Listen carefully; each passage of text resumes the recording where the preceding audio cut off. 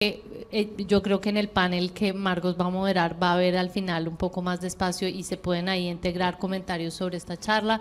Y para las personas que están presentes aquí también tenemos los espacios de las pausas y etcétera. Entonces voy a darle el paso al siguiente panel que va a moderar Marcos Robledo, miembro muy activo y de hecho fundador de esta red latinoamericana de seguridad incluyente y sostenible. Entonces, Marcos, te doy la palabra.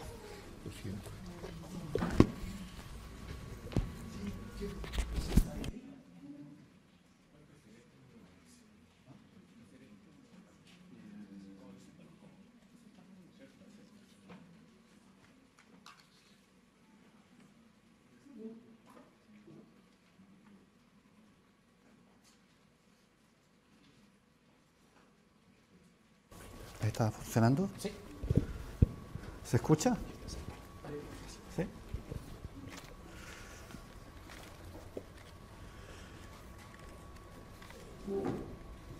Bueno, muchas gracias a todos y a todas, a todos por su interés y participación en el Congreso y en este panel. Agradezco la presentación que ha hecho Catalina. Y me corresponde a mí presentar el primer panel después de la interesante y motivadora intervención de Mariano, así como de la primera discusión que hubo en la inauguración. Y lo menciono porque creo que de alguna manera podemos ir incorporando las reflexiones que se han hecho tanto en la inauguración como en la presentación de Mariano, en esta propia conversación del panel, que igual yo voy a introducir, pero de modo de ir enriqueciendo el debate durante esta mañana. El tema de este debate está titulado como ¿qué puede hacer América Latina en el contexto global actual?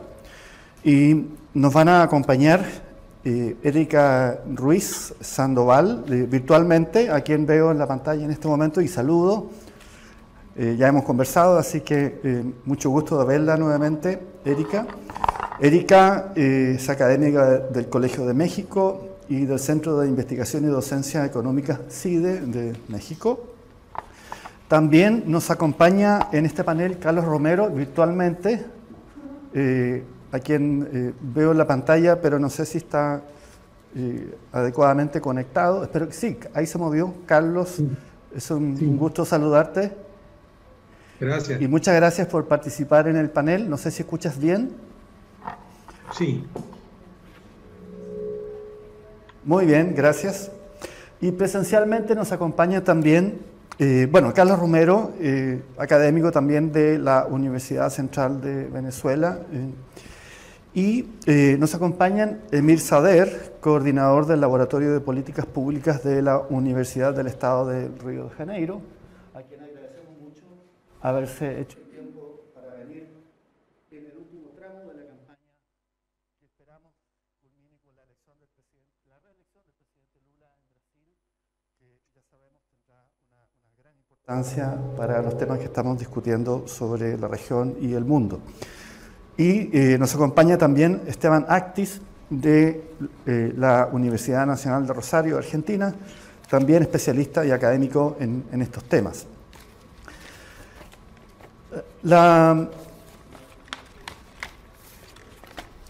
emergencia de una gobernanza geopolítica y la invasión rusa de Ucrania ha sorprendido a la región en lo que es ampliamente considerado como la crisis más seria de su regionalismo, sea interamericano o latinoamericano. No solo se encuentra en crisis el regionalismo interamericano y latinoamericano, no existe concertación política regional en espacios como el G20, por ejemplo, o sobre el tipo de gobernanza internacional. Recientemente Argentina ha manifestado su interés en adherir al BRICS, sumándose al camino propuesto y desarrollado por Brasil durante la primera era de Lula. Con la excepción de México, cuyo gobierno presentó una propuesta en septiembre pasado, los países de la región no han propuesto iniciativas para buscar soluciones al conflicto, a la guerra de Ucrania me refiero. Y tampoco ha habido pronunciamientos públicos sobre la propuesta mexicana en la región. Las respuestas desde la región se han caracterizado por una clara primacía de las agendas de los estados y un bajo o inexistente esfuerzo de concertación política regional latinoamericana. Y no se conoce un diálogo regional sobre la propuesta de México u otra iniciativa regional sobre la crisis. Pese a la ausencia de concertación regional, la mayor parte de los estados han actuado reafirmando la tradición política y diplomática latinoamericana, la que se reflejó en el apoyo mayoritario a la resolución de la Asamblea General de Naciones Unidas del 2 de marzo de este año, propuesta por México y Francia, que condenó el ataque a Ucrania como un acto de agresión. Bolivia, Cuba, El Salvador y Nicaragua se abstuvieron, mientras que Venezuela no participó en la votación, pero apoyó la invasión fuera del marco de Naciones Unidas. Algunos autores han advertido que se observan 4 grupos de países latinoamericanos respecto de Ucrania: los que han condenado sin ambigüedad la invasión rusa del territorio ucraniano, los que intentan proyectar una cierta neutralidad frente al conflicto y votan en contra de la invasión, los que proyectan un discurso de neutralidad y legitiman las posiciones de Rusia, y los que amparan las posiciones de Rusia como socios cercanos en la región.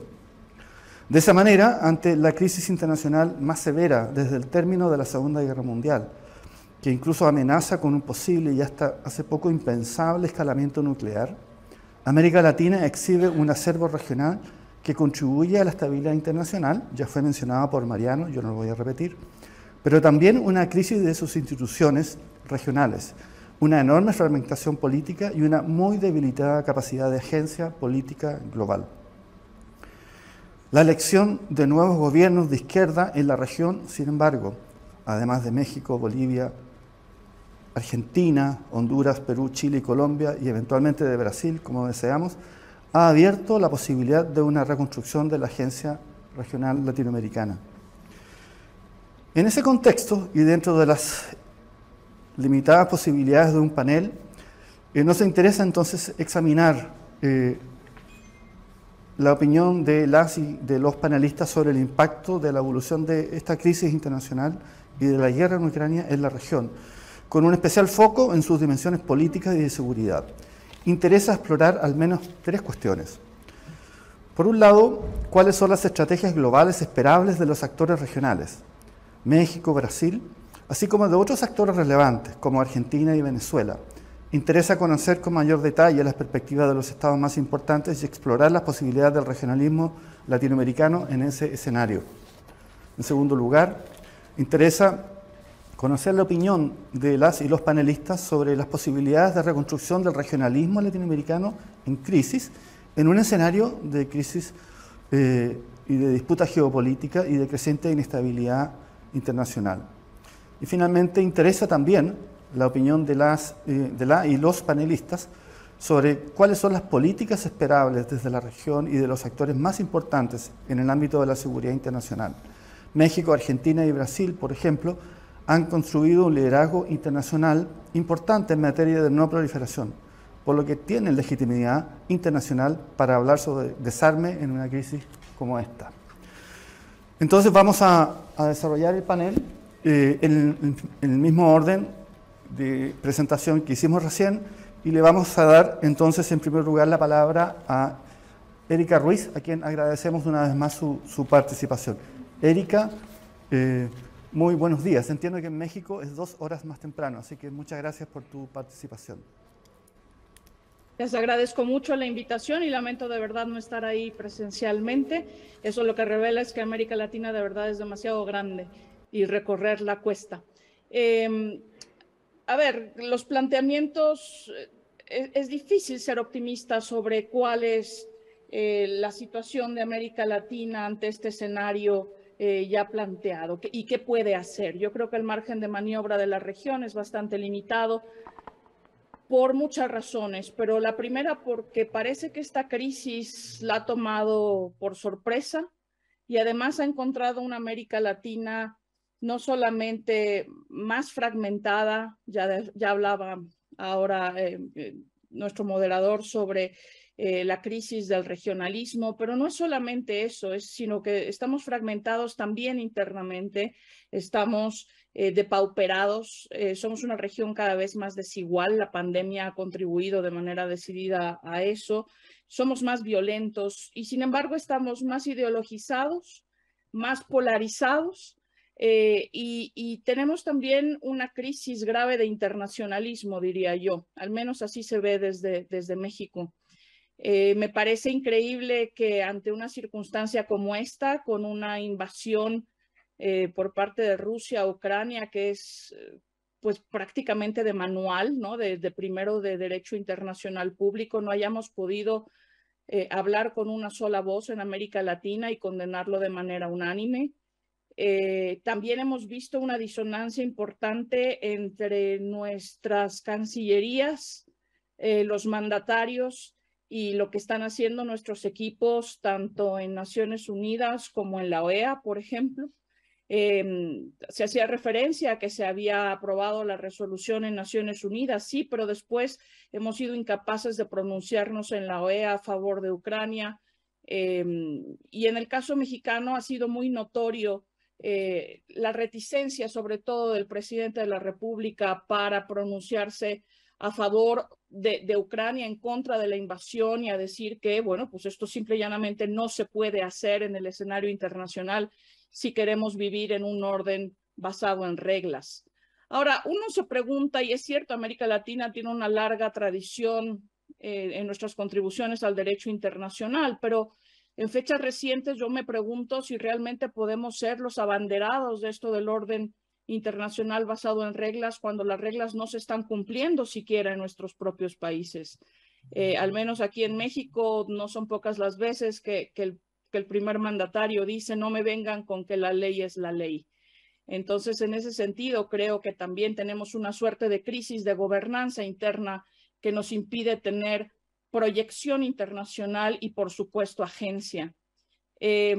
Yo progresivamente creo que América Latina se convierte más en un objeto que en un sujeto.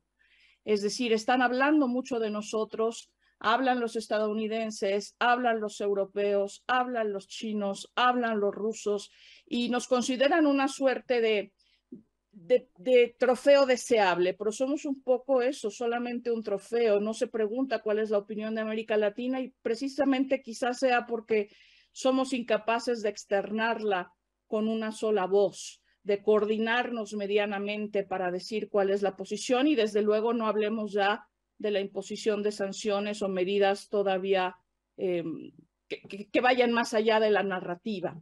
Creo que América Latina también tiene una nostalgia rara de Guerra Fría. Creo que la tenemos todos. Yo creo que la Academia Estadounidense también. No sé si porque consideran que era de verdad un tiempo más estable, que éramos felices y no lo sabíamos.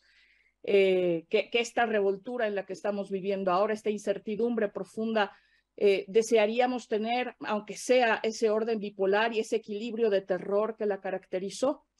Pero me parece que es un modelo muy poco adecuado para describir hacia dónde vamos en este momento y que rescatar viejos modelos del baúl de los recuerdos no nos va a ayudar. Ahora, quiero concluir esta primera intervención diciendo que me parece que América Latina también está un poco como en aquella obra Esperando a Godot, pues estamos esperando a Brasil, me parece. Creo que el liderazgo que puede ejercer un país como México no es suficiente para una región que necesita despertar del todo y necesita movilizarse, quizá por un mero instinto de supervivencia. Es decir, yo ya no anhelo a una contribución significativa de América Latina al orden internacional, sino simplemente que busque la manera de sobrevivir. Y como hemos sobrevivido habitualmente, dada nuestra carencia de poder real, ha sido acogiéndonos al derecho internacional, acogiéndonos a las normas, y me parece que este es un momento muy revelador y muy extraño en nuestra tradición y que nos debería preocupar particularmente. Así que no soy optimista, lamentablemente. Gracias. Erika, hemos tomado nota de los comentarios, vamos a conversar sobre estos en la siguiente ronda. Ahora le vamos a dar la palabra a Carlos Romero. Carlos, usted ha publicado junto con un grupo de colegas recientemente algunos trabajos subrayando los problemas del regionalismo. Se ha hablado del vaciamiento latinoamericano, del regionalismo latinoamericano. Interesa conocer su opinión en esta coyuntura, pero también interesa no solamente sobre la región, sino que también respecto de Venezuela. ¿Cómo evalúa usted el impacto de esta crisis internacional en el caso de Venezuela y la forma en que Venezuela está actuando en la región e internacionalmente y el impacto que eso tiene en la región? Buenas tardes o buenos días y muchas gracias por su participación nuevamente. Muchísimas gracias y gracias por la invitación y saludos a todos los participantes. Creo que la pregunta se divide en dos fases. En primer lugar, sobre la situación actual y cómo debe responder América Latina, y luego un apéndice sobre el tema venezolano. En primer lugar, quiero decir que no soy tan pesimista como la colega mexicana, porque yo creo que a América Latina no se le puede exigir mucho. Es decir, América Latina tiene poco, pero tiene elementos, tiene una fortaleza. ¿Y cuáles son esas fortalezas? En primer lugar, el derecho internacional público, la tradición de derecho internacional, el compromiso con la paz, la búsqueda de regímenes socialdemócratas, reformistas, socialcristianos, en un punto intermedio entre las polarizaciones que conocemos, y también tiene un aporte fundamental que es su gente. Los trabajadores que no solamente en el continente, sino fuera del continente, han demostrado que tienen un capital humano importante. Podemos también añadir la preservación de los minerales que tiene América Latina, los recursos de agua, etcétera, etcétera, todo lo cual le da una marca ecológica que no tienen otros países en el mundo. Ahora, no se le puede exigir mucho, pero tiene con qué. Y tiene con qué no solamente con lo que hemos hablado, sino también porque en América Latina se han hecho grandes esfuerzos para responder a la crisis actual. La crisis actual la podemos resumir sobre un solo concepto. Es el rompimiento de un status quo que vino desde el año 45 con sus desarreglos parciales, pero que en términos generales fue un status quo que en este momento está realmente en cuestionamiento. Y en ese contexto, entonces, América Latina la agarra a esto desprevenido, porque se había acostumbrado a manejarse en el status quo, inclusive con el caso tan extraño como el caso cubano. Entonces, ese rompimiento del status quo produce un vacío, pero ese vacío hay que entenderlo como el derrumbe de los elementos de carácter idealistas, metodológicos, epistemológicos, lingüísticos, ideológicos, etcétera, que servían de justificación al papel de América Latina durante la Guerra Fría. Entonces, ese vacío lo podemos ver negativamente, es decir, como un precipicio, o lo podemos también ver como limpiar la casa, borrar la cuenta nueva, en el sentido de que nos exige una visión distinta. Y precisamente yo creo que ese es el elemento fundamental de este seminario, buscar la manera de responder a este contexto tan difícil que es el rompimiento del status quo. En ese marco está el caso venezolano, que, como todos sabemos, ha tenido una posición menos neutral frente a los conflictos actuales y que tiene además un elemento de carácter sociológico muy importante, que es el proceso de migratorio venezolano, que ha sido un elemento y es un elemento importante en las agendas sociales de todos los países de América Latina. Y no solamente en términos de migraciones, sino también desde el punto de vista de su reacomodo geopolítico, en el cual ha sido uno de los pocos países que ha tenido una posición clara, en este caso a favor de Rusia, en el conflicto en Ucrania. Y en tercer lugar, a pesar de toda la situación interna que se vive, Venezuela tiene un papel importante en el aspecto económico por las reservas de petróleo que tiene. Entonces, sigue siendo Venezuela un elemento importante, pero forma parte, con todo el resto de América Latina, de ese conjunto de países que le llegó desprevenido este rompimiento del status quo. Muchas gracias. Gracias, Carlos. Vamos a dar la palabra a continuación a Emir Sader. Bueno, Emir, ustedes tienen elecciones donde esperamos que gane el presidente Lula como lo hizo en la primera vuelta.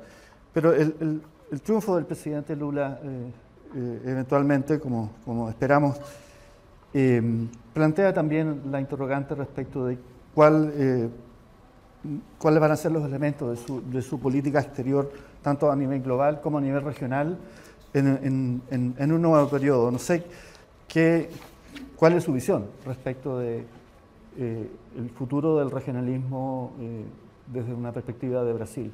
Muchas gracias. Al parecer, Rodelo. Sí. Buenos días. Antes de todo, muchas gracias a la Fundación. Yo había tenido muchas relaciones con la Fundación. Yo dirigí ALAS, Asociación Latinoamericana de Sociología, después Claxo por 2 mandatos, y me siento muy contento de estar acá retomando relaciones con usted, con un seminario muy expresivo que se hace en un momento muy importante, ¿no? Y en Chile, ¿no?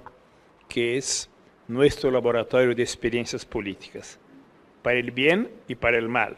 Imagínense un país que sale de Allende para pasar a Pinochet. Nosotros lo conocemos, ¿no? Con esas experiencias, pero nunca en Chile, nunca en un país se ha dado eso de manera tan radical, tan radical. Entonces, muchas gracias a la Fundación. Yo no hablo en nombre ni de Brasil, menos todavía de Lula, pero se conocen las posiciones de Lula y de Celso Amorín, que sigue siendo su gran asesor internacional. Yo creo que la expresión de Lula sobre el conflicto me parece muy correcta, es decir, condena brutal a la agresión de Rusia, pero resgata una de las palabras víctimas de la guerra. La primera víctima es la verdad, la segunda es la paz. Poca gente busca la paz en el mundo, y Lula se ha pronunciado muy fuerte. No solo se ha pronunciado, ha tenido una actividad pequeña, pero que ha demostrado el tipo de acción internacional que él retomaría una vez ganando. Tuvo que ver con el conflicto Estados Unidos-Irán. Él buscó identidad con un país con el cual no hay ninguna identidad de Brasil, Turquía, ni culturalmente, ni políticamente, ni nada, pero por interés específico de Turquía se hizo una mediación para abrir la relación Estados Unidos-Irán. Y después se hizo un acuerdo, no tan bueno como era el original, pero ayudó. Y hay contactos de Irán con Estados Unidos. Algo contribuyó para eso, ¿no?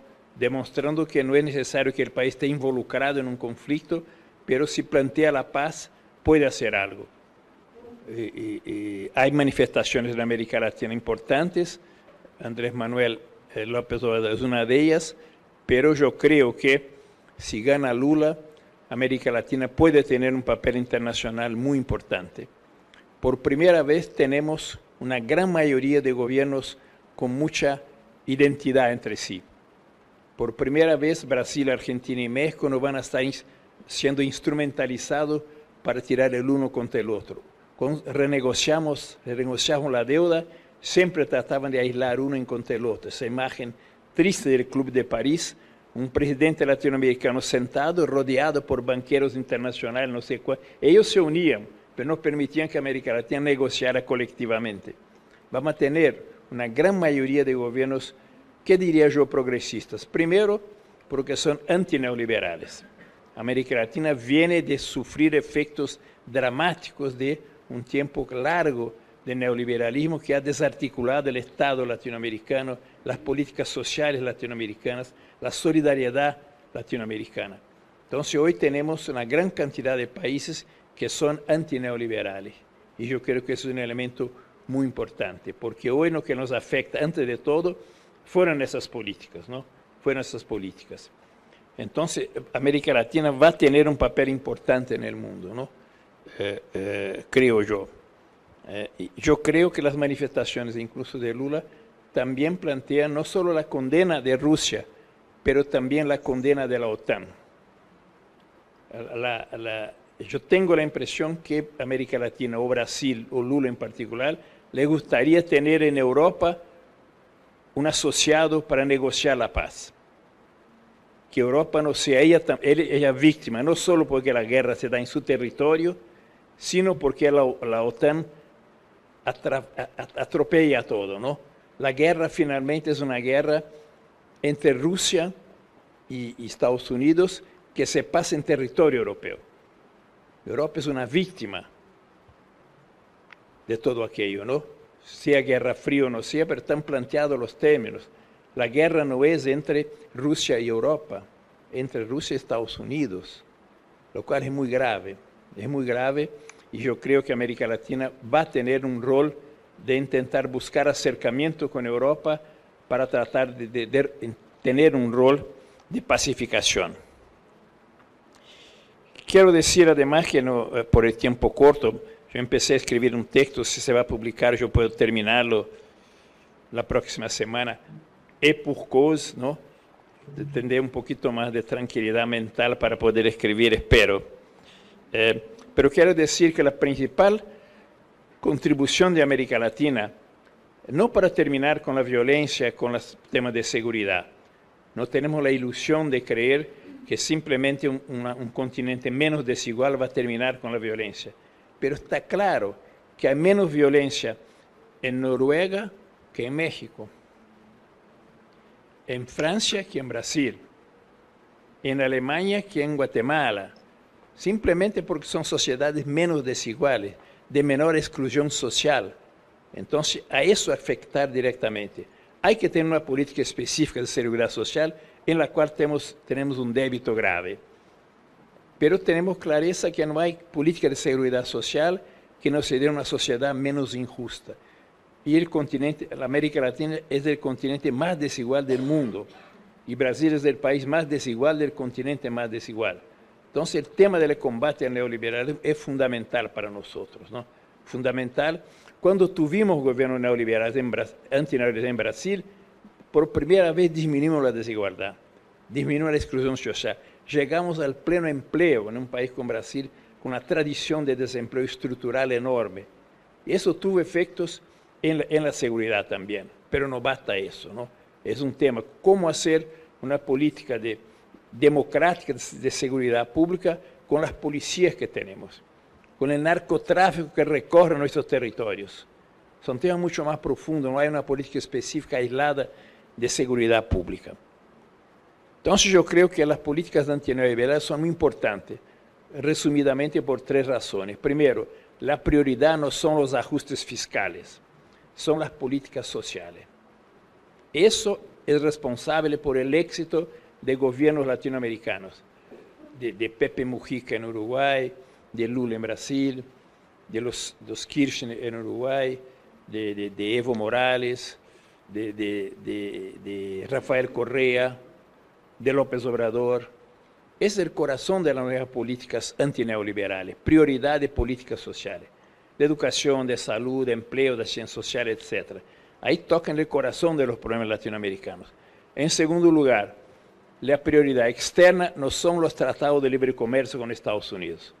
Es el corazón internacional del neoliberalismo, son las políticas de integración regional, fortalecer lo que tenemos y desarrollar nuevos métodos, no solo lo que ya tenemos, ¿no? Mercosur, retomar CELAC, etcétera, etcétera, pero hacer el intercambio sur-sur del mundo. Y esperamos tener vínculos con Europa para que América Latina se integre de manera distinta a lo que es hoy. Hoy América Latina está mirando hacia el norte, hacia Estados Unidos, no hacia Europa. Entonces eso hay que desarrollar. El tercer elemento, no a la centralidad del mercado. Resgatar el papel activo del Estado, inductor del crecimiento económico, implementador de políticas sociales. Son 3 elementos. Hay mucha diversidad entre los países antineoliberales de América Latina, pero esos 3 factores los identifica y hace con que a partir del próximo año podamos reunir un conjunto enorme de, no solo América, no solo México, Brasil, Argentina, sino Colombia, sino Chile, sino Bolivia, etc., ¿no? Honduras, desde luego, ¿no? Nos emocionó mucho cuando Alberto Fernández, en plena campaña electoral, fue a visitar Lula en la prisión. Demuestra este empeño de estadista, de solidaridad que tienen que tener nuestros gobernantes latinoamericanos, ¿no? que no es el única actitud que tiene, pero hay que transformarse en política institucional, defensa de la democracia de nuestros países, ¿no? Que es la condición de tener políticas antineoliberales. Entonces, no quiero hablar mucho, pero quiero decir que Lula tuvo otra iniciativa que puede ayudar en la integración latinoamericana, la propuesta de una moneda común sudamericana, una moneda que pueda desdolarizar el comercio sudamericano, que se genere un banco central latinoamericano. Y yo sé que yo estuve con Alberto Fernández, puede ser importante para Argentina incluso salir del círculo vicioso de la inflación con una moneda que llamaría SUR, por la sigla que tiene. Yo hablé con el ministro Rafael Correa, podría hacer con que Ecuador saliera de la dolarización que tiene. Además, Brasil se propone a poner sus reservas, que son enormes por el gobierno del PT, como garantía de un Banco Central sudamericano.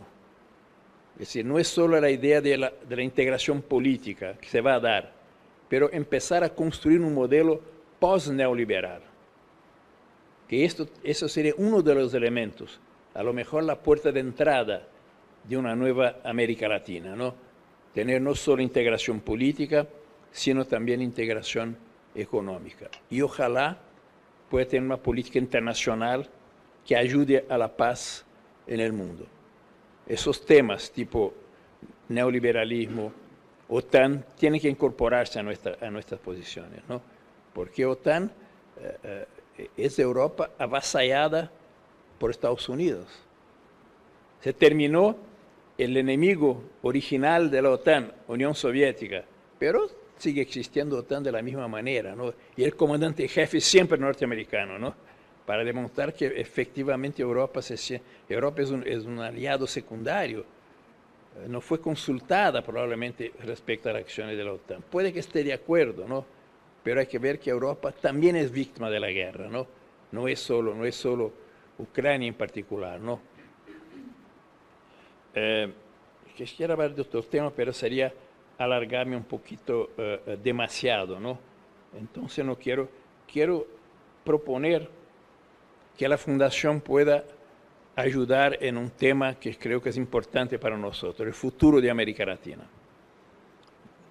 América Latina con una cantidad tan grande, los gobiernos que no son antineoliberales, no serán antineoliberales si Brasil se incorpora, son Uruguay, Ecuador, que yo creo que pueden perfectamente sumarse a eso. Entonces, es una oportunidad histórica única de unidad latinoamericana, que puede tener un rol importante en la superación del neoliberalismo y en la contribución a la paz mundial. Y yo, claro, por el rol que tuvo, yo creo que Lula va a tener un papel importante en la política internacional de América Latina una vez que sea elegido. Solo les doy un dato para que vean el mecanismo monstruoso de las mismas elecciones en América Latina. El nivel de rechazo de Bolsonaro es 49 puntos. El de Lula, que no tuvo ningún comportamiento público que justificara un nivel de rechazo que tiene, y venía un rechazo mucho más chico antes, 45. El resultado de la máquina monstruosa de fake news es que Lula tiene solamente 4 puntos menos de rechazo de Bolsonaro. Y imagínense cuáles son las historias que generan eso, ¿no? Baños unisex, cierre de iglesias evangélicas, cosas y otras más monstruosas todavía, ¿no? Pero da idea de lo que está reducido hoy con las fake news, las elecciones en un país como Brasil, ¿no? Entonces, derrotar a Bolsonaro no es solo derrotar esa política monstruosa que tiene, pero tratar de contornar esos mecanismos que deforman la democracia brutalmente en el país. Entonces, estamos confiantes en la victoria de Lula, pero se den cuenta que no es simplemente Lula y Bolsonaro, esa máquina gigantesca de producción de fake news con la complacencia, la complicidad del judiciario, que actúa, como se dice acá, tarde, mal y nunca, ¿no? A veces llega, pero en un día se propagan millones millones de mensajes que afectan a la gente, ¿no? Porque tocan temas de la familia, de la escuela, de la iglesia, etcétera, etcétera, ¿no? Entonces es un combate muy desigual, muy desigual.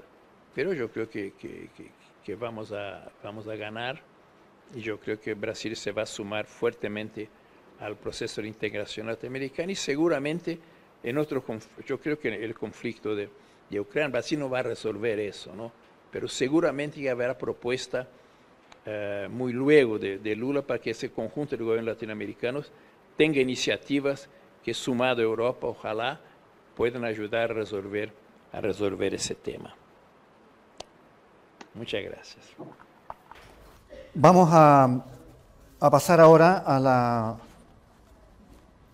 última pregunta de esta primera ronda con Esteban Actis de la Universidad Nacional de Rosario de Argentina, a quien le vamos a pedir si puede formular un resumen sobre qué podemos esperar del gobierno argentino desde el punto de vista de su política exterior en una coyuntura como esta, tanto desde una perspectiva del regionalismo como de la crisis internacional que estamos enfrentando. Esteban, bueno, gracias por participar. No, gracias a vos, Marcos. Bueno, primero agradecer a la FES por la invitación. Es un lujo estar aquí con colegas de toda la región en este tan importante congreso. En relación a tu pregunta, déjame hacer alguna breve introducción conceptual para ir pensando un poco la política exterior argentina y debatir un poco el concepto de poder, que creo que es importante en relaciones internacionales. Benjamín Cohen habla de distinguir el poder como influencia del poder como autonomía. El poder como influencia es el poder sobre, es el poder para cambiar conductas y moldear preferencias. Ese es el poder de las grandes potencias. Ese es el poder histórico de los actores más importantes del sistema. El poder como autonomía es un poder que es para implementar políticas sin presiones externas. Y ese es históricamente el poder que hemos pensado en América Latina. Vengo desde Rosario, Puig, en Argentina, una escuela sobre autonomía. Y esa autonomía hoy hay que pensarla en un contexto y una palabra de Helio Jaboribe, la permisibilidad internacional. Estamos en un contexto de competencia entre grandes poderes. Y eso hace que hoy la autonomía desde América Latina tenga que estar pensado ya no unidireccionalmente. Hemos pensado la autonomía cómo resistimos presiones de Washington. Hoy aparecen otros actores que justamente generan influencia en la región. Entonces, en ese sentido, discuto mucho con colegas, sobre todo de progresismo, romantizar el ascenso de China. China como actor asimétrico tiene oportunidades y amenazas. Y eso, justamente la autonomía es intentar potenciar las oportunidades que da un vínculo con China, pero también intentar reducir las amenazas. Fíjense qué importante el concepto de poder como autonomía, que la Unión Europea, que siempre ha pensado el poder como influencia, en este contexto lo está pensando como autonomía. El concepto de autonomía estratégica de la Comisión Europea es justamente eso. Europa tiene que comenzar a pensar el poder para resistir presiones externas de Rusia, de China, de Estados Unidos. Veremos si la invasión de Rusia a Ucrania pone un paraguas en esa idea, porque hoy el acercamiento con la OTAN parece muy fuerte. Pero creo que esta idea que decía Emir de pensar un vínculo América Latina-Europa, creo que nos une este contexto internacional de resistir presiones externas. Ahora bien, ¿cómo pensar este poder como autonomía? Creo que desde América Latina hay que pensar tres estrategias simultáneas. La primera es una estrategia de cobertura. Acá lo ha dicho, colegas chilenos, Jorge Heine, Fontín, Ominami, el concepto de no alineamiento activo. Tuve el placer de escribir un capítulo en su libro con un colega argentino, Nicolás Creus. Equidistancia, compromiso selectivo, como queramos llamar. Está claro que los países latinoamericanos tienen que tener estrategia para evitar ser atraídos por las grandes potencias. En una coyuntura muy particular de América Latina, sobre todo, acá un análisis más subsistémico desde Panamá al sur, dado que Sudamérica tiene la particularidad de que el diseño estratégico militar sigue estando con Washington, y si uno ve los gobiernos progresistas que han asumido, Petro ha viajado a Washington, Boric también, no se cuestiona hoy, inclusive el gobierno de Lula nunca cuestionó el diseño estratégico desde Washington, pero en términos comerciales de inversiones, claramente América del Sur cada vez está más cerca de China. Digo, los países Uruguay, Perú, Brasil, casi el 30% de las exportaciones de nuestros países están yendo para China. Entonces, esa es una complejidad particular que tiene América del Sur para tener esta política de poder como autonomía. Y la Argentina tiene una particularidad, que es nuestra vulnerabilidad financiera. La Argentina es un país que tiene una vulnerabilidad financiera que obliga a pedir financiamiento externo, y esto, por ejemplo, explicó el viaje de Alberto Fernández en febrero, antes de la invasión de Rusia a Ucrania, justamente a China y a Rusia, que era la necesidad de pedir a Rusia los derechos especiales de giro que el FMI había dado, que los ceda a la Argentina, pedir a China la ampliación del swap que tiene con la Argentina. Bueno, la guerra truncó todo esto y efectivamente en el marco de la renegociación con el Fondo Monetario Internacional, hoy la Argentina tiene una política más cercana a Washington, dado los condicionantes que eso existe. Y acá aparecen temas como la infraestructura, el litio, 5G, que son temas que justamente tienen una doble dimensión. Son temas económicos, pero también que tienen un fuerte impacto en la dimensión de seguridad estratégica. Entonces, claramente la estrategia de cobertura, este trade-off entre Washington y Beijing, es una cuestión que cada uno de los países, con sus condicionantes, sus particularidades, va a tener que llevar adelante. La segunda estrategia es de vecindad, y es claramente, sin unidad colectiva, va a ser muy difícil afrontar este contexto externo. Brevemente, la unidad colectiva pensada como un instrumento para mejorar el poder negociador de los países en este contexto internacional. Y digo, el claro ejemplo Argentina-Brasil. Más allá del triunfo de Lula y que haya nuevamente una sintonía política entre los gobiernos y un mayor vínculo interpersonal, hoy la interdependencia entre Argentina y Brasil es cada vez menor. Interdependencia diplomática, político-diplomático, interdependencia comercial, interdependencia cultural, social. Cada vez más las élites políticas desconocen lo que está pasando en Brasil. Ni que hablar, vayamos a temas más importantes. Digo, la Argentina no negoció con Brasil el ingreso al BRI, la iniciativa china. Algo que uno hubiese esperado que se hubiese hecho en el marco de la alianza estratégica con Brasil. Hoy, las posturas para la presidencia del Banco Interamericano de Desarrollo. México tiene una candidata, Brasil tiene otro. Uruguay está negociando un TLC con China. Eso haría claramente romper los acuerdos tácitos del Mercosur.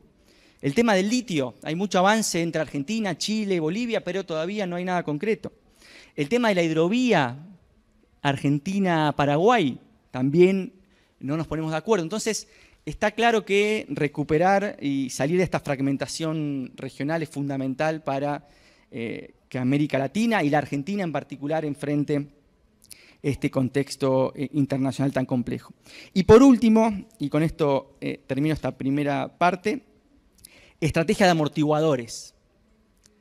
Cada uno de los países va a tener que tener, en términos domésticos, políticas que le permitan estar mejor posicionado en este contexto internacional. Y me refiero a dos cuestiones específicas que de Argentina son muy visibles. La primera, estabilidad macroeconómica. A ver, la estabilidad macroeconómica no es ni derecha ni izquierda. Es un principio básico que hace que un país no esté en emergencia permanente. La Argentina es un país que negocia siempre en emergencia permanente. 5 recesiones en los últimos 10 años, inflación de 2 dígitos en los últimos 10 años, defaults. Entonces, y el caso del progresismo latinoamericano es un ejemplo concreto. Estamos viendo en el gobierno de Petro, con el Ministerio de Hacienda de José Antonio Campo, o acá en Chile, con Mario Marcel. La estabilidad macroeconómica creo que es fundamental. Y lo segundo tiene que ver con evitar las fragmentaciones en los diseños de política exterior.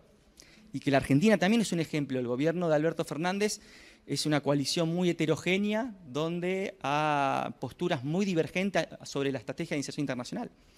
Hay una fragmentación muy fuerte y sobre todo también hay sectores dentro de la coalición del gobierno que traccionan el vínculo con Rusia, con Estados Unidos, con China. No hay una estrategia coordinada y eso claramente debilita la posición negociadora de la Argentina. Entonces, en ese sentido creo que la estrategia de cobertura, de hedging, como diría Jean Chetang, este académico chino, de vecindad y de amortiguadores, son una posibilidad concreta para que América Latina, y en este caso también obvio la Argentina, puedan afrontar este contexto de competencia entre grandes poderes, de inestabilidad global y de incertidumbre internacional. Muchas gracias. Muchas gracias, Esteban.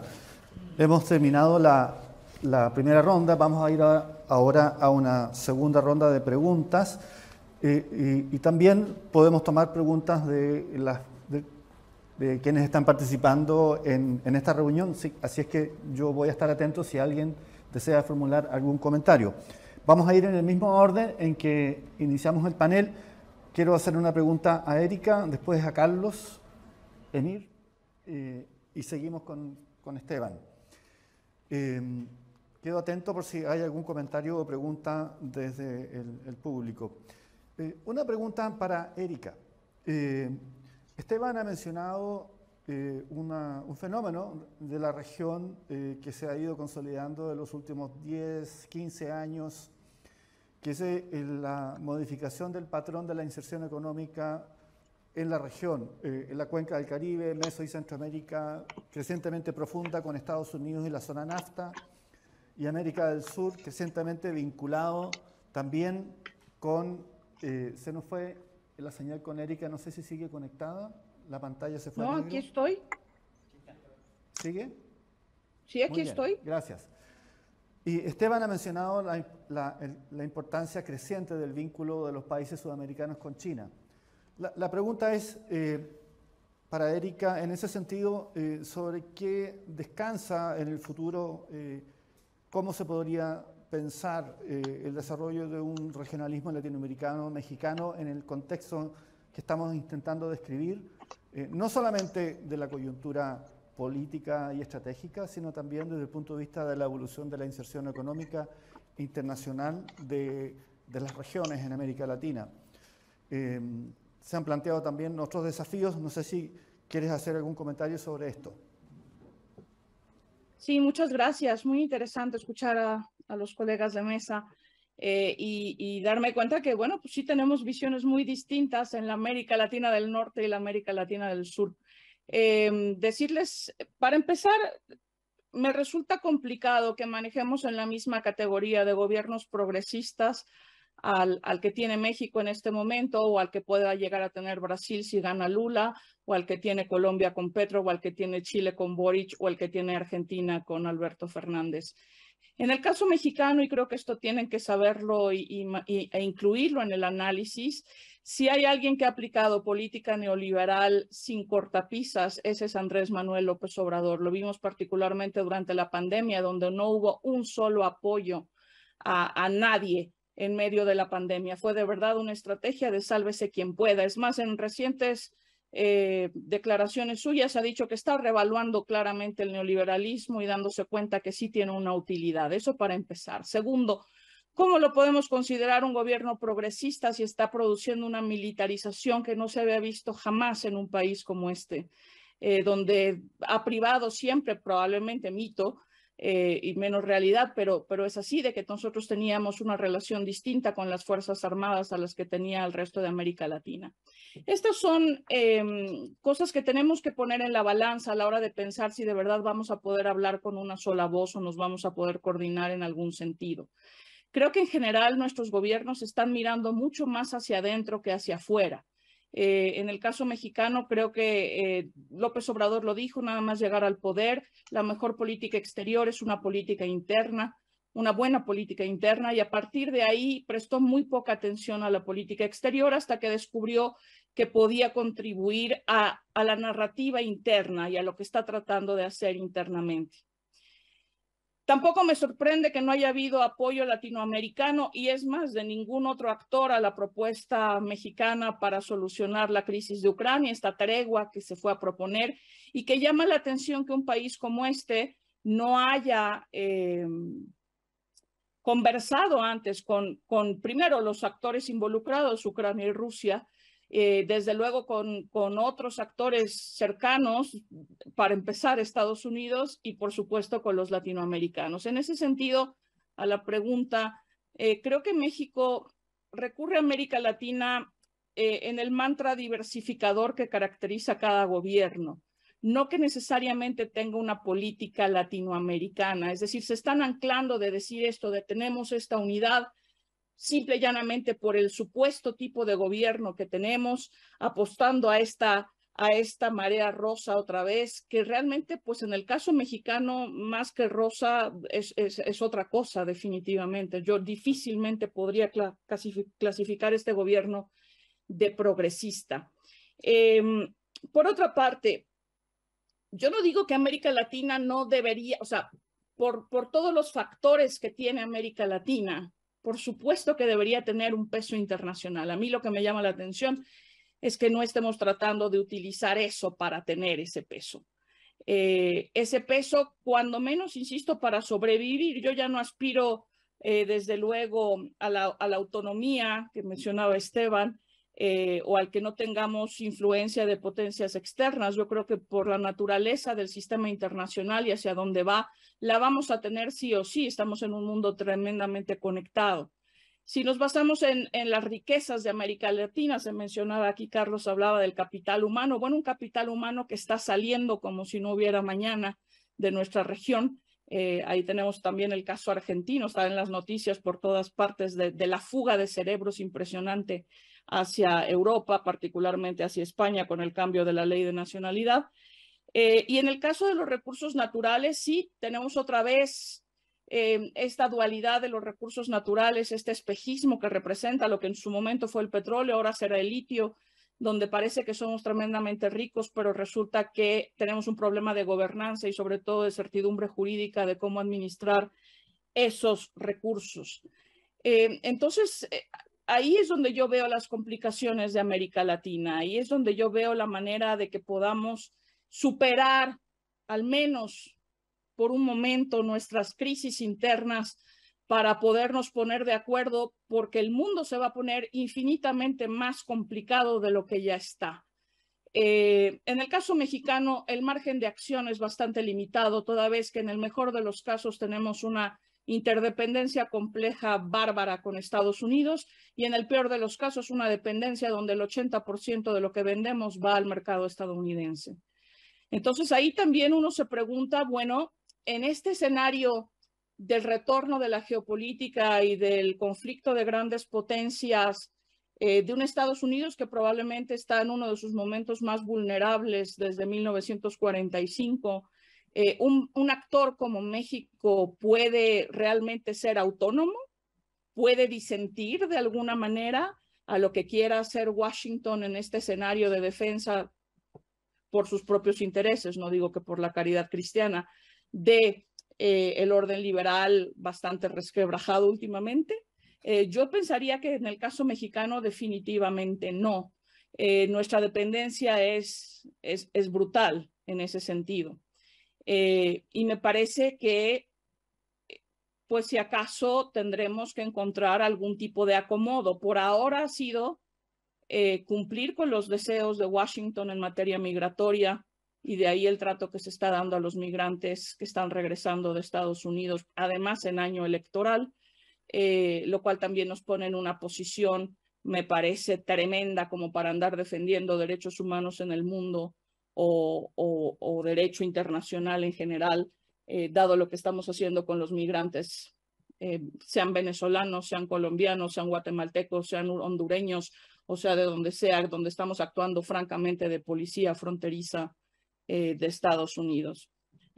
¿A cambio de qué? Esa es la pregunta. En México no nos queda claro a cambio de qué o qué es lo que se persigue con esta estrategia. Es decir, hay aquiescencia en ese sentido para hacer lo que nunca habíamos hecho como país expulsor de población, y ahora somos los villanos de la película.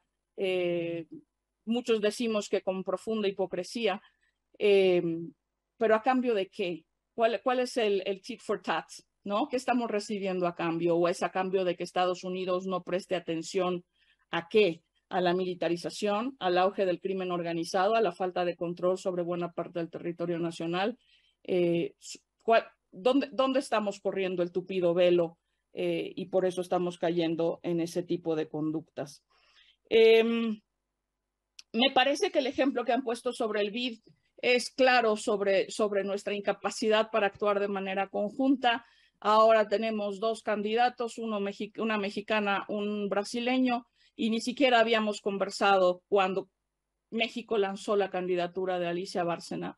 Entonces, ¿por qué no podemos tener esta interlocución si de verdad nuestras relaciones están en su mejor momento, si de verdad estamos más latinoamericanos que nunca y si de verdad estamos alineados los gobiernos progresistas de la región? Entonces, yo dejo estas preguntas sobre la mesa porque, insisto, desde esta parte de América Latina, la parte del norte, lo entendemos menos. Y desde luego, en algún punto tenemos que enfrentar nosotros también el papel de China. Nosotros evidentemente no tenemos los niveles de comercio que tiene el resto de América Latina con China, ni tampoco la inversión china, justo por nuestra relación tan estrecha con Estados Unidos. Pero es cierto que ha habido este intento de coqueteo con China y me pregunto Washington qué tanto está dispuesto a hacer. Ahora, sobre buscar en Europa aliado para entre los dos tratar de hacer frente a lo que se nos viene, a ver, estaría en nuestra naturaleza, por supuesto, pero creo que Europa, y tal y como ha dicho el alto representante Borrell, empieza a entender un poco mejor de qué va esta película y por eso habla de que Europa tiene que aprender a hablar el lenguaje del poder.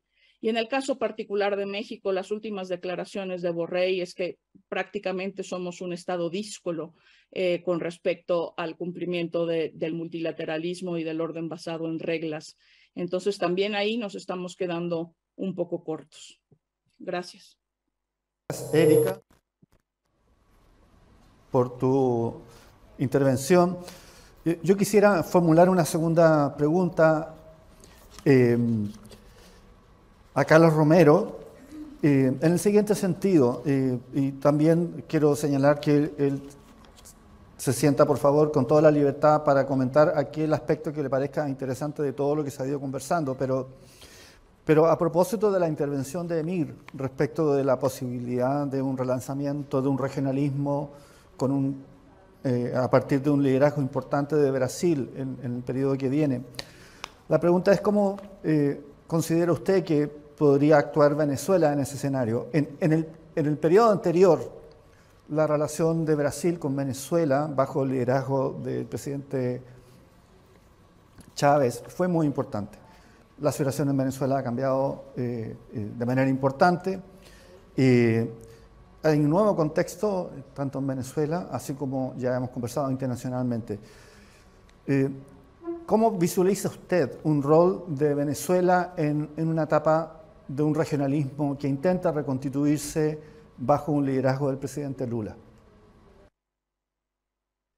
Sí, bueno, primero vamos a ver si Lula gana. Es decir, estamos ya dando como un todo y ya los colegas nos han explicado que hay un cabeza a cabeza. Pero supongamos que llegara así, tenemos que recordar lo siguiente. Primero, América Latina está en la defensiva y está en la defensiva porque se ha roto el status quo. ¿Y la defensiva qué significa? Significa, a mi modo de ver, tres cosas. Número uno, evitar que América Latina se convierta en un conflicto internacional de carácter militar, de carácter bélico. Segundo lugar, controlar todo el flujo migratorio y todo el problema migratorio que es un elemento fundamental en la agenda de América Latina actualmente. Y en tercer lugar, ver cómo quedan los flujos comerciales luego de lo que pueda pasar en la guerra en Ucrania. Todos sabemos que los organismos internacionales están suplicando que le prestamos atención al año 2023, porque el año 2023 parece que va a ser muy malo comparado con los años recientes. Entonces, en ese cuadro de la defensiva, es indudable que hay un proceso y sobre todo un deseo que haya un acuerdo regional, que haya un rescate del regionalismo, que haya una estructura regional. Y para ello primero tenemos que calibrar, calificar, estudiar, observar qué ha sido de la estructura internacional regional de América Latina. ¿Dónde está el CELAC? ¿Dónde está Mercosur? ¿Dónde está la Comunidad Andina de Naciones? Etcétera. Eso es lo primero que tenemos que hacer. Y en segundo lugar, evitar el error que se cometió durante los comienzos del siglo XXI de crear sin condiciones, óigase bien, crear sin condiciones organismos de carácter regional que luego fueron un cascarón vacío, como es el caso de UNASUR. Entonces, lo primero es definir que estamos a la defensiva. En segundo lugar, buscar mecanismos que sean concretos. Y en tercer lugar, que es para mí lo más importante, debatir las ideas sobre el regionalismo, debatir sobre lo que se ha alcanzado y lo que no se ha alcanzado. Ahí, indudablemente en América Latina, algunas propuestas regionales que han tenido mucho éxito, como es por ejemplo la CAF, el Banco de Desarrollo conocido como la CAF. Entonces, y en cierta manera hubo una época de oro de la Comunidad Andina de Naciones, como igual en el caso del Mercosur. Entonces, esa necesidad que hay de calibrar sería muy útil para plantear, luego que gane Lula, si es que gana Lula, y por supuesto que ojalá que gane Lula, un nuevo esquema regional impulsado por Brasil. Creo que no va a ser igual que la vez pasada, en el sentido en que Brasil no tiene las ínfulas de rol internacional que tuvo a través del BRICS, porque el BRICS está requebrajado también por razones que no voy a desarrollar. Y en segundo lugar, porque en América Latina hay otros países, como es el caso de México, como es el caso de Colombia, óigase bien, como es el caso de Argentina, que también pueden jugar un papel en el contexto internacional, pero con limitaciones, porque como ya se ha dicho, las políticas exteriores de América Latina no están reflejando las condiciones de hace 20 años. Es decir, si estamos a la defensiva, la política exterior no puede ser una política activa, porque una política activa es muy cara, cara en su financiamiento, cara en sus compromisos y cara en sus resultados. Entonces, habría que, a mi modo de ver, esperar que se diera un cuadro positivo, un cuadro a favor de un regionalismo liderizado por Brasil, pero tomando en cuenta todas estas, podremos llamar, limitaciones que he observado en esta oportunidad. Gracias. Vamos a hacer ahora una pregunta a Emir, quien además quería añadir algunos comentarios a su intervención inicial. Ha habido acá varios comentarios respecto de lo que se podría esperar sobre el regionalismo en el periodo que viene. Pero yo también quería dejarle una pregunta adicional antes de darle la palabra a Emir. Uno de los objetivos de la política exterior de Brasil durante el primer periodo del presidente Lula fue un esfuerzo de reconstrucción o de construcción de una gobernanza internacional alternativa. La política de los BRICS fue un esfuerzo en ese sentido. ¿Qué podemos esperar hoy día desde un punto de vista más global respecto de la conducta de Brasil en un contexto muy distinto, ¿no? En el que uno de los miembros de los BRICS, Rusia, ha sido declarado por la Asamblea General como un Estado agresor? Entonces, ¿cómo evalúa usted la evolución del escenario internacional y en ese contexto las alternativas de política global de Brasil desde el punto de vista de la construcción de una gobernanza en un momento de crisis y de disputa como lo que estamos viendo?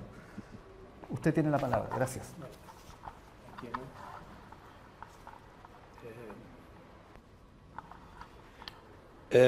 Yo no podría contestar de manera muy concreta. Hay algunas posiciones generales, no solo a la tradición del pensamiento de Celso Amorim, como del querido Marco Aurelio García, que también va en esa dirección. Por ejemplo, el tema, el lanzamiento de la candidatura de Alicia Bárcenas, yo creo que sería abrazado por un Brasil democrático con mucha alegría, ¿no?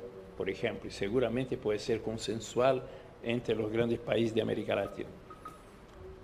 Yo creo que apoyar la posición de López Obrador, por ejemplo, es muy extraño, muy terrible que una posición de él, de los pocos que plantea el tema de la pacificación de la guerra, no reciba apoyos expresos y claros de los gobernantes latinoamericanos. Yo creo que Brasil tendería a fortalecer el Mercosur, ampliarlo, UNASUR, CELAC, porque CELAC era muy pequeña para lo que es necesario, porque hay que enterrar definitivamente a la OEA en América Latina. La CELAC es una primera iniciativa puntual, no tiene una estructura, no tiene condiciones de llenar ese vacío, pero todavía más después del golpe en Bolivia, enterrar definitivamente el golpismo que pasó a comandar la propia OEA, ¿no? Entonces yo creo que sería, por una parte, fortalecer eso, ¿no? Lo de los BRICS es un espacio de disputa, ¿no? Porque hay gente con posiciones distintas, pero estructuralmente es importante porque los países ascendientes, emergentes, ¿no? Rusia, China, pero también África del Sur, India y Brasil. Yo creo que Brasil, retomando a los BRICS, va a buscar una relación más orgánica con los países latinoamericanos para tener una posición colectiva, no solo una posición individual. Fue poco tiempo de existencia de los BRICS hasta que cayera el gobierno de Dilma Rousseff con el golpe del 2016, ¿no? Yo quisiera agregar también que el neoliberalismo es muy importante como definidor del tipo que cara tiene el capitalismo hoy. No es más el capitalismo productivo, el capitalismo especulativo. El eje del modelo neoliberal es el capital especulativo. Al final del día se dice cuánto creció la bolsa de valores. No se ha creado ni una mercancía ni un empleo. Papeles cambiaron de mano. No tenemos un modelo productivo. Y no es que existe el buen empresario. Todo gran grupo económico tiene a su cabeza un sector financiero que aloca recursos donde tiene más retorno. Tiene más retorno en comprar y vender papeles que en generar crecimiento económico y empleo. Entonces, es un tema estratégico, yo creo, para el mundo en general, ¿no? ¿Qué futuro tiene el capitalismo, ¿no? ¿Qué horizonte tiene la economía mundial? No se va a retroceder a un modelo neokeynesiano, pero que no sea la prolongación indefinida de ese ciclo largo recesivo que estamos viviendo, ¿no? Que antes los ciclos largos tenían alrededor de 25 años. Hoy ya no se sabe hasta cuándo llegará ese modelo que es consensual en la economía mundial, infelizmente, ¿no? Decir si es un modelo progresista o no, cada uno tiene su juicio. Yo diría que es una política común en la mayor parte de los países latinoamericanos, que es antineoliberal. Eso es el definidor, ¿no? Todos ellos no se suman a esa idea de la centralidad del capital especulativo. Tienen dificultad de superar porque es un fenómeno mundial. América Latina no tiene una economía tan fuerte para imponerse a la escala mundial, pero puede generar un modelo post-neoliberal, puede generar caminos de superación. Entonces yo creo que ese puede ser algo importante, ¿no?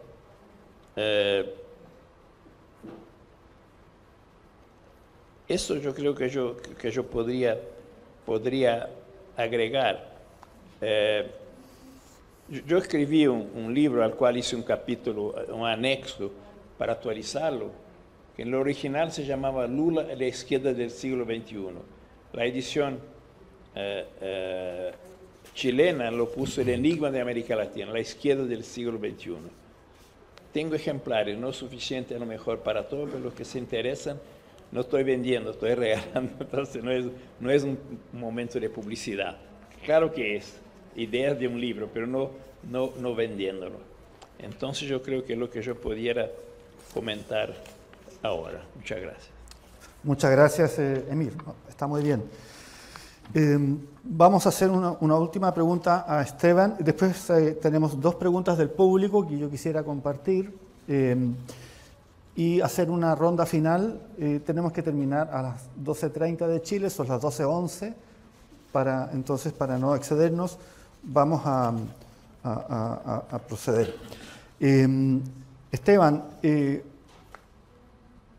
tú has mencionado en algunas publicaciones recientes la idea del ABC, que estaba un poco olvidada, diría yo, en la discusión sobre el regionalismo. Te quería preguntar, ¿qué rol le ves tú al ABC en una coyuntura como esta? Y en segundo lugar, si puedes profundizar un poco sobre la perspectiva argentina en su postulación a los BRICS, como un elemento adicional a la discusión que estamos teniendo. Y después de eso voy a dar la palabra al público, voy a leer una pregunta y le voy a dar la palabra a Arlen Tigner, que ha levantado la mano. Así es que, Esteban, tienes la palabra. Bueno, voy a intentar ser breve. Empiezo por lo segundo. Con respecto a la posible adhesión de Argentina a un BRICS Plus, que no se sabe qué característica tendría, bueno, a mí me parece, y volviendo a esta idea de la estrategia de cobertura, de evitar compromisos fijos en este contexto internacional, creo que para la Argentina no sería conveniente en este contexto internacional sumarse al BRICS. Sí creo que sería conveniente coordinar una postura con Brasil en el BRICS, pero sin un compromiso de ingresar de manera plena, porque como bien decís vos, digo, es un espacio donde en un contexto internacional fragmentado,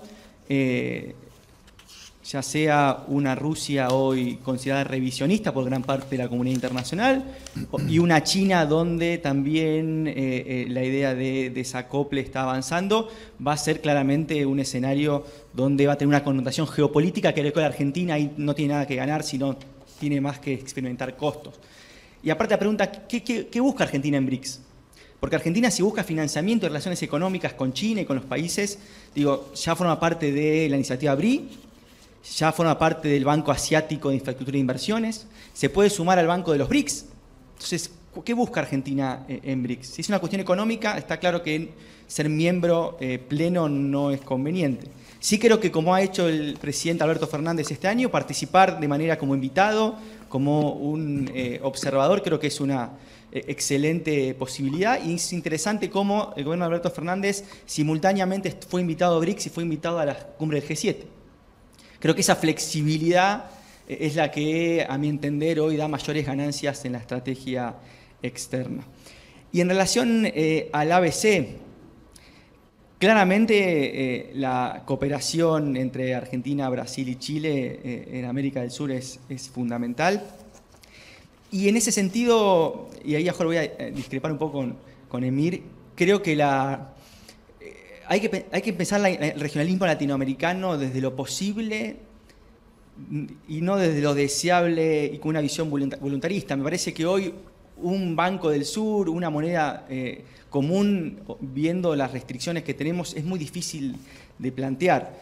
Digo, Argentina y Brasil le costó en su etapa dorada de la marea rosa avanzar en coordinar macroeconómicamente el Mercosur, en lograr armonizar el arancel externo común. Digo, no ha costado cuestiones mínimas.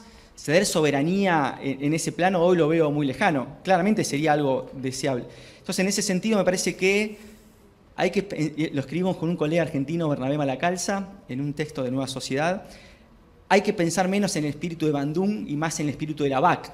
Cooperación técnica, cooperación en dimensiones específicas, salud, nuclear, cooperación especializada, mini multilateralismo. Creo que esos son los espacios donde puede haber consensos en la región. Tema de seguridad, acá hay muchos expertos en la materia, yo no soy uno, pero me parece que ese tipo de iniciativas regionales en este contexto de incertidumbre global, de competencia entre grandes poderes y de fragmentación regional son las que pueden llevar adelante y volver a impulsar un regionalismo. Entonces me parece que en ese sentido, claramente incluir a Chile desde la perspectiva de la cooperación con Argentina y Brasil y sumar una perspectiva como un país que mira al Pacífico, con lo que es Chile en materia diplomática y comercial, me parece que es fundamental, pero insisto, desde un enfoque de regionalismo de nicho, por decirlo, y dejar de lado aspectos que claramente no llevan a un callejón sin salida. Y me parece que si bien nadie puede discutir lo que sería una unidad monetaria sudamericana, me parece que hoy, si siempre fue difícil, el contexto internacional hace cada vez más complejo. Muchas gracias. Muchas gracias, Esteban. Vamos a hacer una última ronda, entonces, pero la vamos a hacer con las preguntas que hemos recibido del público, que son dos. La primera la va a formular Arlen Tigner para cada uno y cada una de los panelistas, y después voy a leer una pregunta que se me hizo llegar. Y entonces, tras leer la pregunta, doy la palabra a cada uno de los panelistas y cerramos con esa intervención que responde a las preguntas y puedan hacer un comentario general. Arlene, por favor. Gracias. Es un comentario. Muy bien. Hace una pregunta, voy a tratar de ser breve. Me parece que una de las preguntas que surgen de esta conversación es precisamente qué es ser progresista. Y creo que Erika ha puesto de presente que es muy ambigua nuestra comprensión de qué es ser progresista. De hecho, tengo una lectura menos optimista de la ola rosada en términos de sus logros en construcción de igualdad, combate a la violencia, promoción de un modelo de desarrollo distinto, ¿no? Pero creo que por ahí es donde habría que comenzarse. Entonces, simplemente recogiendo lo que he escuchado, ser progresista es ser antineoliberal. Listo. Creo que en esto incluso podríamos estar de acuerdo, aunque Erika nos señala que AMLO no es nada antineoliberal.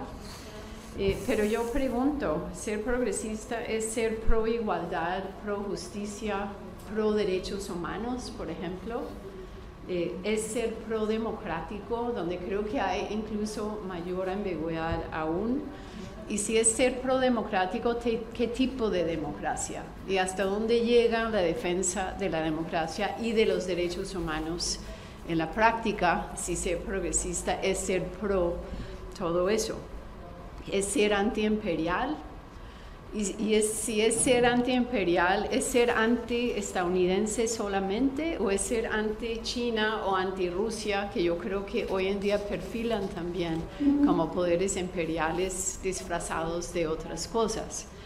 Y lo segundo, entonces, a partir de ahí es cómo se traduce esto, el ser progresista, en posiciones colectivas frente a problemas comunes de la región y problemas que afectan colectivamente a América Latina que emanan del mundo.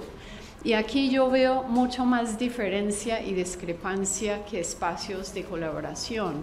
En temas incluso de drogas, violencia, seguridad, migración, en torno a los cuales supondríamos que hay una agenda progresista común, yo veo muy difícil que los países que se identifican hoy en día como progresistas ponerse de acuerdo en torno a cómo atenderlos. Solo por poner un ejemplo, los pronunciamientos del presidente Boric sobre inmigración en días pasados o las políticas mexicanas en migración rayan dramáticamente con lo que es el discurso del gobierno de Petro hoy en día en torno a migración.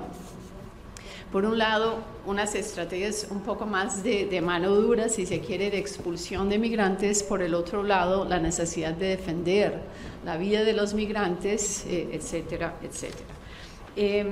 Y esto simplemente, pensando internacionalmente, lleva a una serie otra de inquietudes. Erika nos ha señalado la reticencia de algunos gobernantes de condenar la invasión de Rusia a Ucrania. No solo es AMLO, es el gobierno de Petro también, que muy cuidadosamente ha logrado tratar de ser crítico, pero al mismo tiempo no condenar. Entonces, esto sí suscita la pregunta entonces de qué nos une. Las críticas frente al orden mundial liberal y sus reglas que crecientemente pues, no suscribimos, pero que no tienen en este momento propuestas de reemplazo, ¿no? Entonces, simplemente para cerrar, esta inquietud de cómo cooperar, incluso cómo hacer suertes de multilateralismo focalizado en medio de tanta diferencia, que creo que es mayor lo que nos distingue de lo que nos une potencialmente, en un contexto regional en el cual además el multilateralismo está en crisis y en donde no perfilan líderes regionales. Yo soy un poco más escéptica sobre Lula 2 que Lula 1 a la hora de poder ejercer el tipo de liderazgo fuerte que se requeriría. Gustavo Petro aspira, yo creo, a ejercer ese rol, si no solo de la mano de Lula, pero yo creo que queda por verse hasta qué punto esto se materializa. Eso es. Muchas gracias, Arlene. Y antes de dar la palabra, la última ronda de intervenciones al panel, leo la pregunta de Carlos Ursmith. ¿Está bien el apellido? ¿Sí? Bueno, muchas gracias. La pregunta de Carlos es si puede existir unidad colectiva entre los países de América Latina cuando no hay cohesión social, sino más bien quiebre en las sociedades. Entonces, si puede haber unidad colectiva entre los países de América Latina cuando no hay cohesión social, sino más bien quiebre en las sociedades. ¿Ah? Entonces, con el comentario de Arlene y la pregunta de Carlos, doy la palabra al panel en el mismo orden y lo hacemos como una intervención de cierre con la que terminamos el panel para terminar a tiempo. Erika, tienes la palabra. Muchas gracias. Bueno, creo que el propio panel nos ha mostrado que tenemos muchas diferencias todavía en América Latina. Quizás lo que a mí me preocupa más es que seguimos siendo una región incapaz de escapar a los tópicos, a los adjetivos. Seguimos teniendo narrativas de obviedades sobre lo juntos que estamos, lo lógico que sería nuestra integración, etcétera, etcétera. Bueno, si todo eso fuera tan fácil, ¿por qué no lo hemos hecho ya? Entonces, creo que es hora de que pensemos de verdad que ante un cambio de escenario, lo que ya decía Carlos, se ha roto el statu quo, ¿a dónde vamos? Vamos a tener que hacer un esfuerzo deliberado y poner atrás buena parte de las cosas que hemos creído, de los tópicos que hemos manejado y enfrentar quizás una realidad que va a ser mucho más compleja de la que esperamos, porque es cierto, el orden liberal todavía no tiene sustituto y por ahora está bastante resquebrajado y también empezamos a tener diferencias con ese, pero el que viene, en el mejor de los casos, es incierto y en el peor es hostil. Entonces, creo que ahí América Latina tiene que pensar realmente en términos crudos de su supervivencia. Yo no sé si eso nos da espacio para minilateralismos o no, pero creo que sería importante. Y otra cosa que me preocupa mucho, y es que nuestros liderazgos siguen siendo liderazgos muy personalizados, y me temo que haya problemas en la hoguera de las vanidades. Entonces, tenemos que entender ya que quién va a ejercer ese liderazgo en nuestra región. Y veo claramente choques futuros, porque todos quieren colgarse un poco la medalla del rescate de América Latina y el Caribe, cuando, de nuevo, insisto, hemos sido incapaces de solucionar nuestras propias crisis internas. Entonces, me parece que el reto para América Latina es descomunal, que es una crisis existencial y que como tal tenemos que tomarla. Y que más vale que no nos durmamos en nuestros laureles, que no nos acomodemos en nuestras supuestas similitudes, en los términos y tópicos de tiempos pasados y nos demos cuenta de que lo que se avecina de verdad va a requerir mucha habilidad política, mucha mano izquierda y también diría yo una buena dosis de humildad de todos los que nos sentimos o no pequeñas potencias aquí. Y una nota nada más, ¿por qué se quiere unir Argentina a BRICS? Pues yo diría que porque el G20 se queda solo con Arabia Saudita, porque se reúne G7, se reúne BRICS y México se ha inventado una cosa que se llama MICTA para que en las pausas para ir al baño no nos quedemos solos, pero ahí no cupieron Argentina y Arabia Saudita. Muchas gracias otra vez por la oportunidad de conversar con ustedes. Gracias, Erika. Don Carlos, tiene usted la palabra, si desea hacer algún comentario. Muchas gracias. Hay dos conceptos en las dos preguntas. El concepto de progresismo y el concepto de flexibilidad. En cuanto al progresismo, el progresismo es un común denominador, pero a mi modo de ver tiene tres elementos que pueden ser destacados en cualquier posición, sea socialdemócrata, radical, socialista, etc. Me refiero en ese común denominador, me refiero fundamentalmente a lo que tiene como eje el progresismo, que son regímenes de carácter democrático. Es decir, el tema de la democracia está íntimamente ligado al progresismo. En segundo lugar, el tema de la autonomía internacional en todos sus bemoles es un elemento fundamental. Y en tercer lugar, el compromiso con los desposeídos, con los sectores sociales marginados, con la clase media, con los sindicatos, etc. Es muy fácil saber lo que es el progresismo, porque la derecha lo demuestra claramente con sus posiciones que van inclusive de posiciones que toman carácter filosófico. De tal manera que el progresismo es eso, es un común denominador. No se le puede exigir más a esa palabra porque es una palabra resbalosa, estamos de acuerdo, pero se concreta, repito, en las experiencias de gobierno que pueden ser alianzas, pueden ser nuevas dimensiones, etcétera, y que en este momento, no lo podemos negar, están muy amenazadas en el mundo y también en América Latina.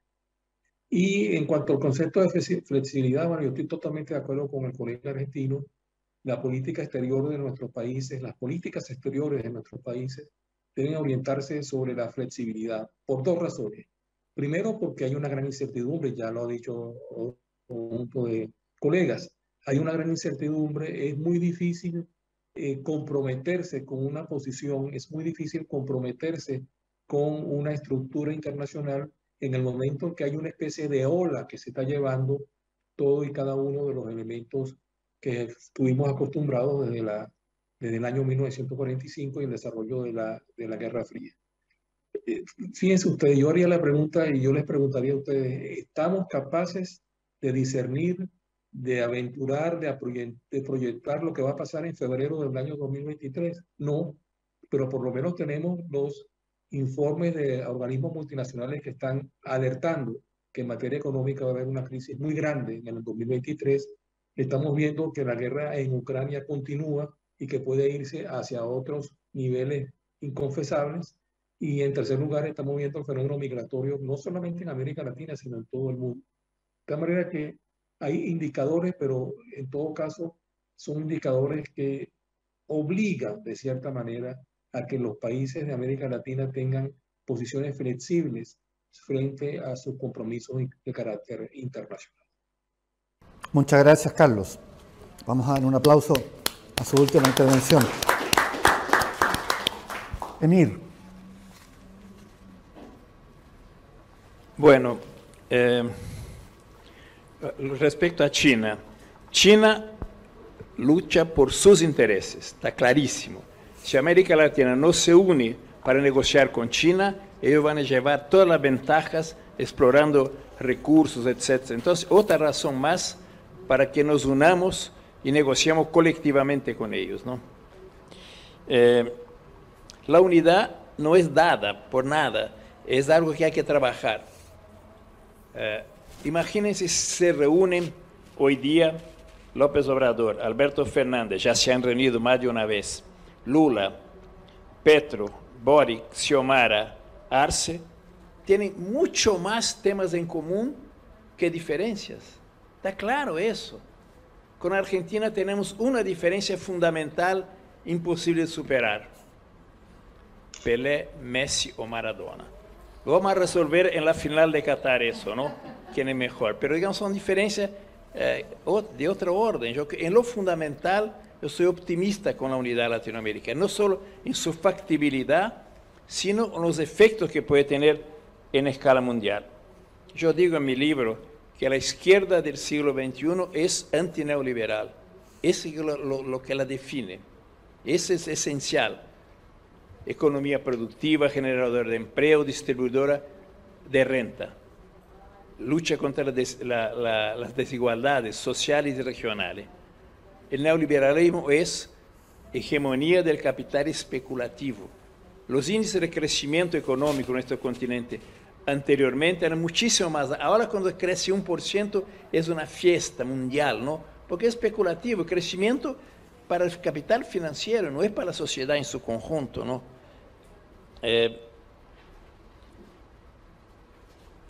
La contribución de Lula, él cree que fue también ayudar a consolidar el grupo de los 20, ¿no? Que es un organismo que es positivo que exista, ¿no? Que se incorporen más países, etc. Entonces yo creo que la perspectiva es optimista para América Latina. De las pocas regiones del mundo que yo soy optimista ahora, ¿no? Y yo creo que eso puede atraer a una alianza, debe ser un objetivo importante con Europa para luchar por la paz en el mundo. Puede que los modelos económicos no coincidan, ¿no? Pero el tema de la paz tiene que tener como protagonista fuerzas importantes. La propuesta de López Obrador puede ser un comienzo de tema, de pauta para discutir con Europa. Ojalá que los protagonistas de la política europea sea el Parlamento Europeo, etcétera, etcétera, y no la OTAN. Tampoco se ha discutido. Estados Unidos tomó esa postura e infelizmente Europa lo aceptó. El enemigo es Rusia, etcétera, etcétera, pero no toman en cuenta que hay que luchar por la paz, es terminar con la OTAN. No es fácil, pero ¿qué función tiene esa que no es sino imponer la hegemonía militar norteamericana en el mundo, empezando por Europa? Para terminar, Lula tiene conciencia que una idea de la moneda común sudamericana es muy compleja, pero él dice, voy a empezar a trabajar eso desde el primer día de mi gobierno. Yo creo que el eje de eso puede ser una alianza Brasil-Argentina, con todas las dificultades económicas que hay. Pero si Argentina no se recobre económicamente, no puede haber integración latinoamericana. El eje de los pasos importantes de la integración latinoamericana fue el abrazo de Lula con Néstor Kirchner. Siempre la idea que somos competidores, concurrentes, ahí empezó. Ahí fueron a la toma de posición Tabaré Vázquez, etcétera, y eso es posible. Yo creo que Lula tiene un espíritu. La otra vez fue difícil la integración económica porque Brasil decía, yo tengo el BNDES, no necesito un banco. Brasil tenía tasa de interés alta, increíblemente. Argentina baja. Hoy no, está todo más nivelado. Hay un entendimiento más claro. No creo, sinceramente, que Brasil, poniendo su reserva, tenga una perspectiva hegemonista. A Lula no le gusta, cuando yo hablo con él, la hegemonía, no me gusta la palabra hegemonía, justamente porque siempre tildaba a Brasil de querer ser hegemonista, el PT de querer ser hegemonista. Cuando él, un constructor de hegemonía en el sentido gramsciano de la palabra, lo está haciendo ahora, construyendo un gran frente anti-Bolsonaro, etc.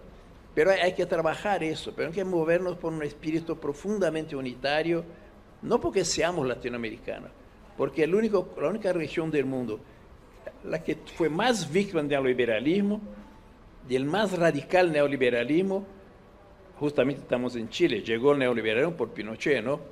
Pero fue la región que generó los líderes antineoliberales, los grandes líderes políticos del mundo, esos que yo he mencionado, que nacieron aquí resistiendo al neoliberalismo, ¿no? Y yo creo entonces que América Latina va a tener un rol importante a partir del próximo año. No simplemente porque Brasil falta, no es porque haya llegada de Brasil, va a simplemente complementar esa unidad latinoamericana. Entonces, el domingo vamos a ganar. Gracias. Muchas gracias. Esteban. Bueno, me sumo a las preguntas de Arlene y creo que como académico siempre tenemos más preguntas que respuestas, y esa pregunta que hizo Arlene me parece que es sumamente interesante. ¿Qué es el progresismo? Fronteras adentro se lo dejo a los cientistas políticos que definan progresismo. Como internacionalista creo que frontera afuera, creo que ser progresistas hoy es condenar sin titubear una guerra preventiva de Estados Unidos en Irak, violando los derechos humanos y el derecho internacional, con el mismo énfasis que condenar la invasión de Rusia a Ucrania, que está violando el derecho humanitario y el derecho internacional. Eso es ser progresista en el plano internacional. No tener doble estándar creo que es el progresismo en el plano internacional. Y sumo dos preguntas más. ¿Qué es el neoliberalismo? Podemos estar debatiendo aquí eternamente. Digo, porque yo creo que el gobierno de Lula claramente fue un gobierno que no se puede ser catalogado como neoliberal, sacó más de 30 millones de personas de la pobreza, pero si uno mira en materia macroeconómica, el gobierno de Lula da Silva fue investment grade por las calificadoras de riesgo, tuvo un real revaluado y una tasa de interés alta que favoreció el agrobusiness, el sector financiero. Entonces, también creo que la idea de neoliberalismo es un concepto más confuso de lo que nos viene a aclarar, y eso también creo que es un debate. Y por último, una tercera pregunta que creo que también viene muy bien en este panel, ¿qué es América Latina? Porque digo, América Latina también como esta geografía tan vasta, tan larga, con tantas heterogeneidades, también es un concepto que muchas veces termina siendo un corset. Entonces, problematizar la noción de América Latina me parece que es otra gran pregunta que siempre cuando debatimos agendas, relaciones, interacciones desde América Latina nos debemos hacer. Así que con esas 3 preguntas creo que este panel suma para poder ir reflexionando y dando algunas respuestas tentativas a todas estas interrogantes que hemos planteado. Así que muchas gracias. Muchas gracias, Esteban. Yo voy a concluir el panel simplemente rescatando en un minuto, no menos que incluso en pocos segundos, porque ya estamos excedidos en el tiempo, algunas de las ideas que se han planteado en las intervenciones. Yo creo que es efectivo, estamos en una crisis existencial, no es menos que eso. Es un momento de crisis internacional especialmente grave y delicado. Es efectivo también que la idea de América Latina está estresada por la dinámica que ha exhibido la región durante este periodo en particular, y el regionalismo sigue siendo un desafío que hay que replantear. Me parece muy valioso el criterio que plantea Carlos, en el sentido de que los gobiernos tendrán que ser flexibles en su planteamiento frente a una coyuntura tan compleja y tan incierta como señala Erika. Y me parece también que es efectivo que la definición de lo que es hoy día ser progresista es una cuestión también muy desafiante, ha sido planteado con mucha lucidez en la conversación, y sin embargo me parece muy valioso también el optimismo que plantea Emir respecto a ese conjunto de problemas y desafíos. El desafío de la política es sobreponerse al conjunto de problemas que estamos identificando y encontrar caminos de trabajo compartido, identificar puntos en común entre los distintos actores de la región, estados, sociedad civil, movimientos sociales, para pensar en la acción colectiva y no renunciar a la política en una coyuntura especialmente grave como la que estamos evaluando y sobre la que estamos conversando. Espero que el panel haya permitido, con cierta dificultad, dado lo amplio del tema, por lo menos plantear la complejidad del problema, pero sí dejar identificados algunas luces respecto de las conversaciones que vienen y que también van a ser profundizadas en el resto del Congreso por los paneles sucesivos de hoy día y mañana en distintas dimensiones. Así que muchas gracias a todas y a todos y a todas por su participación, y en particular muchas gracias a Erika por su dedicación desde México a este panel, a Carlos por su participación desde Venezuela, a Emir por haber viajado especialmente desde Brasil en un momento en que seguramente es muy importante que esté en Brasil, y a Esteban por acompañarnos y viajar especialmente desde Argentina. Muchas gracias. Seguimos trabajando.